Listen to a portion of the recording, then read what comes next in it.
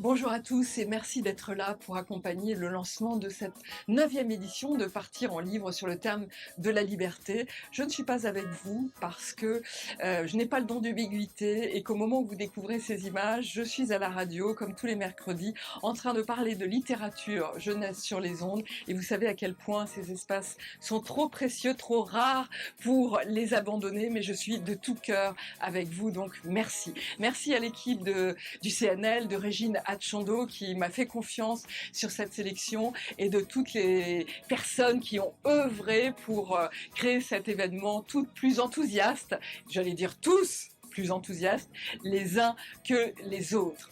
Partir en livre, partir. Ce que ça évoque chez moi, c'est d'abord la rupture avec l'école, les vacances. Quel que soit l'endroit, que ce soit à la campagne, à la mer, en montagne, chez soi, en centre de loisirs, en colonie de vacances, chez les grands-parents, c'est en tout cas rompre avec l'ordinaire et créer un espace de possible. Partir en livre, double espace de liberté, parce que les livres, c'est se créer un cocon, c'est partir dans un ailleurs, dans son monde à soi, un monde qui n'est pas celui des adultes, un monde dans lequel on peut s'imaginer vivre même. Et alors partir en livre avec des livres sur le thème de la liberté, quel que soit l'âge, pour les tout petits jusqu'aux plus grands, et alors là c'est folie parce que tout est réuni, l'anticonformisme, l'audace, la liberté de penser, la liberté d'être soi, la liberté de voyager. Vous savez que les sous-thèmes sont extrêmement nombreux, d'où cette plaquette et bien sûr une forme de frustration pour moi parce qu'il a fallu choisir et choisir c'est renoncer et d'avance je m'en excuse auprès des autrices, des auteurs, des éditeurs et de tout le monde du livre. Allez, faisons une autre sélection liberté dans les années à venir, il y a de quoi faire.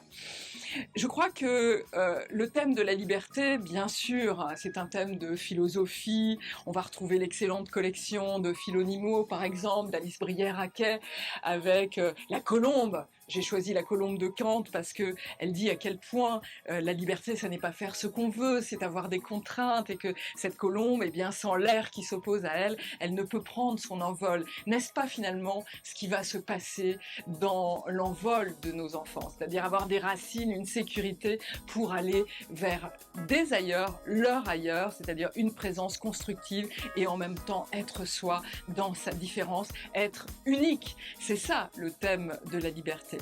Et ce qui me semble fort dans la littérature jeunesse, c'est qu'indépendamment du thème, il y a tout le reste. Il y a des illustrations, il y a une typographie, il y a tous les points de suspension. Et sans doute, l'enfant va se retrouver libre dans un espace qu'on n'a pas forcément imaginé. Mais ce sera son espace à lui.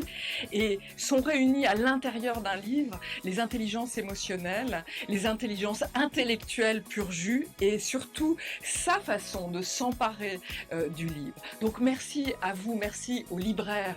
Vous allez donner vie à ce thème de la liberté, à cette opération. Merci aux conteurs, merci aux mairies qui jouent le jeu, aux théâtres qui vont rendre vivant tout ça. Ils vont dire les livres, les chanter, les raconter, les jouer peut-être même, et tant mieux parce que un livre, c'est tout ça. On est loin de l'intelligence artificielle, on est dans la créativité pur jus, et la créativité, c'est l'espace de liberté de l'humanité, ne l'oublions pas, et c'est ce que vous faites en portant haut et fort les couleurs de cette 9e édition de Partir en livre. Merci à vous de vous en faire l'écho, et à très bientôt, j'espère.